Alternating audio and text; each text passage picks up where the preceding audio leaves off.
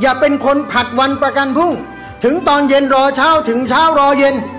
ไอตอนสุขภาพดีไม่ทำรอป่วยก่อนค่อยทำแล้วพอเวลาเป็นมีชีวิตอยู่ไม่ยอมทำไปรอให้ตายแล้วให้คนอื่นทำให้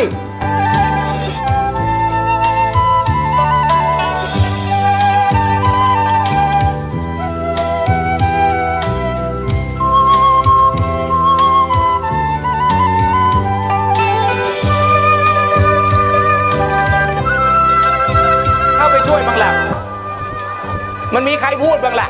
ได้จะพูดไงได้จะประนามไงมันเสือกระดาษไงสหประชาชาติใช่ป่ะองซานเนี่ยเขาไม่มาพูดหรอกเพราะคนอย่างองซานคือนักการส่วนที่ศาสนาได้เปิดให้คน